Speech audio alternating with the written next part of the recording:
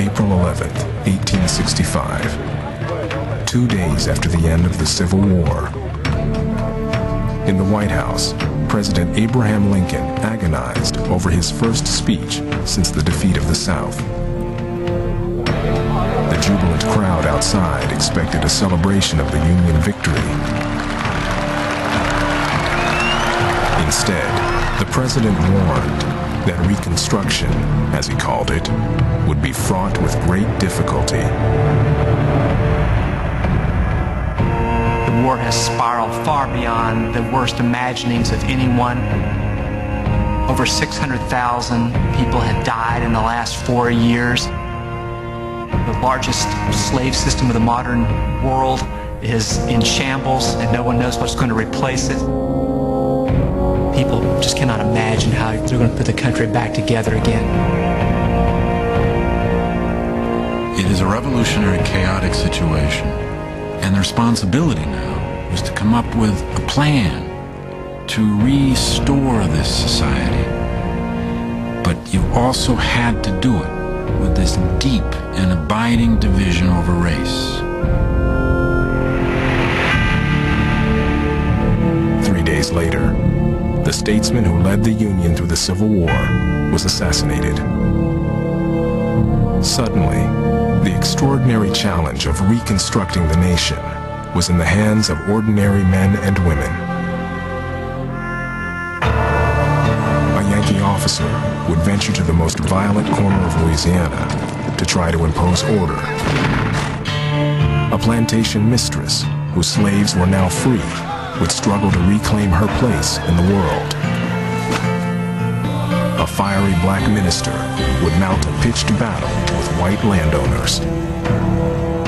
And a new president would force a dramatic showdown with Congress. An old order, an old society has been destroyed, and everything is up for grabs.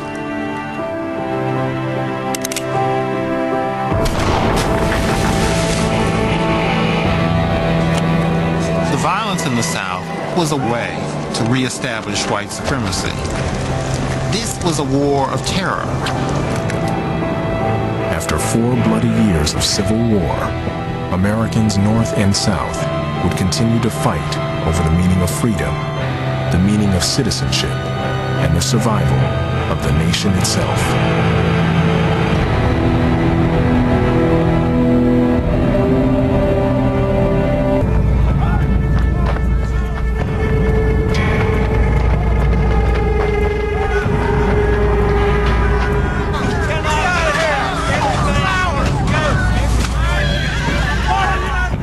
The life we are living now is a miserable, frightened one, living in constant dread of great danger, not knowing what form it may take, and utterly helpless to protect ourselves. Kate Stone was 21 years old when the Civil War came to her doorstep. In the winter of 1862, Union troops overran Milliken's Bend, only a few miles from Broken Burn, the family's plantation in Louisiana. Stone watched as bluecoats scoured the countryside for food and supplies and ransacked plantations. Before the Civil War, the South would have been among the 5 richest societies in the world. To the eyes of the South, this is almost this biblical attack. It's just like the plague being brought down on the white South. Their sense of self has been shattered just as their property has. Those are the memories that white Southerners hold too close to them as examples of that their enemy were not really honorable men. With her father dead and her brothers away fighting for the Confederacy, managing Broken Burn fell to Kate Stone and her mother. The plantation was 1,260 acres, with 150 slaves. Owning 150 slaves meant that they were in the absolute upper echelons of Southern society and Southern wealth. And so she is both a young, privileged woman, but she finds herself essentially on the battlefield. and sees Yankee troops frequently, runs from Yankee troops. Many of her wealthy neighbors abandoned their homes. The Stones clung to their plantation and determined to wait it out. As frightening to Kate as the federal troops were the black men and women now claiming their freedom. Mr. Hodison's Negroes came out today. 6 men with their children and clothes walked off in broad daylight after a terrible row, using the most abusive language to Mrs. Hodison. The other Negroes declare they are free and will leave as soon as they are ready. It was a tremendous shock for many in the planter class to discover, first of all, that the people who worked for them were not happy to work for them. And secondly, sometimes the people who had worked for them were really angry at them. Kate expresses a lot of fear throughout the war, and it's most often fear of armed slaves. What are they going to do to me, given what we have done to them?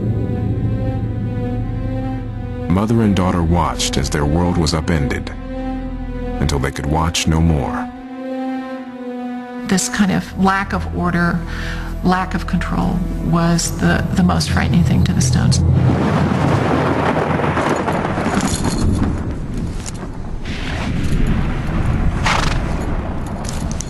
With much difficulty, we got everything ready for the start at midnight.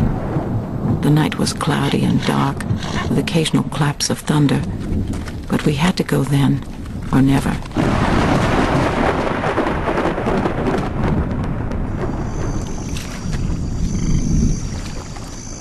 From Louisiana, the Stones fled 300 miles by horseback and boat to Tyler, Texas. There, they joined other wealthy planters who had also escaped to wait out the war. God will aid us in our righteous cause. The people will fight till the last foe expires, to conquer or die.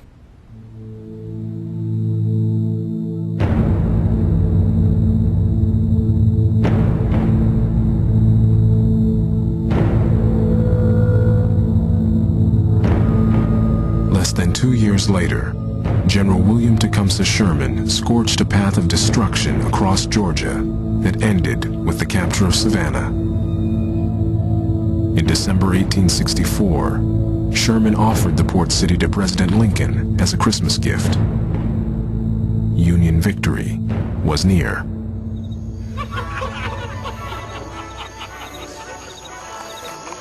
The general took for his headquarters the mansion of one of the city's wealthiest cotton merchants. He celebrated with his officers, feasting on native oysters and turtle soup.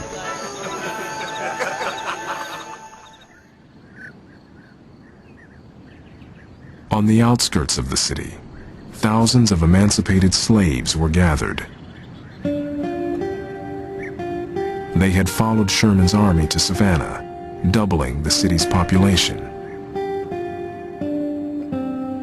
In the book of Revelations, it is written that the first shall be last and the last shall be first.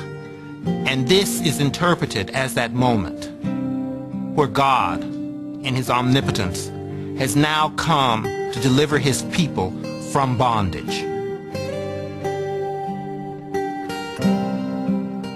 It came so sudden on them, they wasn't prepared for it, recalled one liberated slave.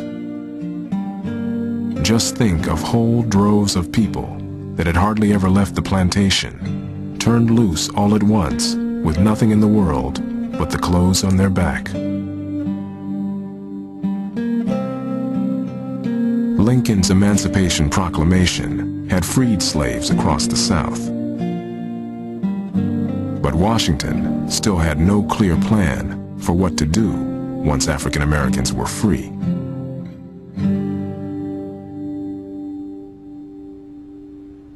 On January 11th, President Lincoln sent his Secretary of War, Edwin M. Stanton, to Savannah. Stanton instructed General Sherman to set up a meeting with some of the city's black ministers. He wanted to hear how the freedmen imagined their future in the South.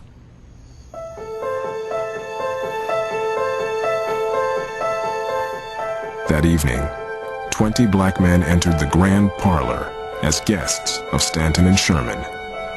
16 were former slaves. They chose Reverend Garrison Frazier, who had purchased his freedom 9 years earlier, to be their spokesman.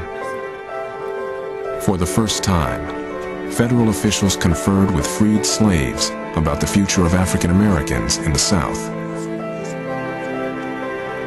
The exchange that occurs between Sherman, Stanton, and the Union generals and Reverend Frazier is one of the extraordinary moments of the Civil War and the ending of the Civil War. Because they asked Frazier not just what should we do with all these refugees, they asked him questions about what the war meant.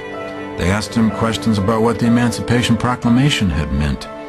They asked him what the presence of black troops in the Union Army meant. And in many ways you'll find no better definition of the meaning of the Civil War and the kinds of answers that Garrison Frazier gives that day in Savannah.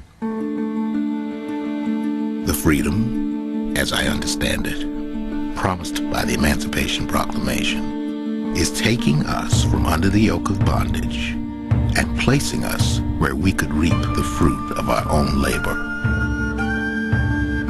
To be a slave, as one of these ministers pointed out to General Sherman, was to be someone who had no control over his life's decisions.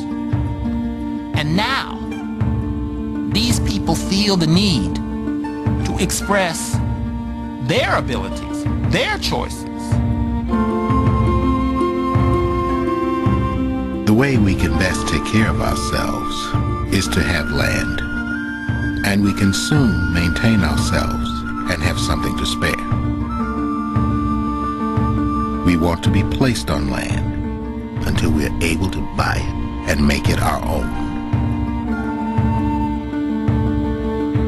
This was a man who never left probably coastal Georgia in his life. But he understood the Declaration of Independence. He understood the Emancipation Proclamation. And beyond that, he said, in effect, you should give us our rights, and you should protect our rights, and then you should leave us alone and let us be citizens. 4 days later, anxious to get thousands of freed slaves off his hands and Washington off his back, General Sherman issued Special Field Order 15. It was only a temporary order, but it became one of the most controversial of the Civil War. Plantations in the rice country had been abandoned by white planters during the war. 400,000 of these acres would be given over to African Americans for settlement. The huge land tract included the Sea Islands and parts of the Georgia and South Carolina coast. 40 acres of land will be given out to each family. Plus, Sherman says, the Army's got tons of mules, which we don't really need. They're broken down from our long march. If anyone wants a mule, they can have one of these mules. This is the origin of that famous phrase, 40 acres and a mule. Here was a real revolution. A revolution in the land, on the land, a chance to be their own freeholders.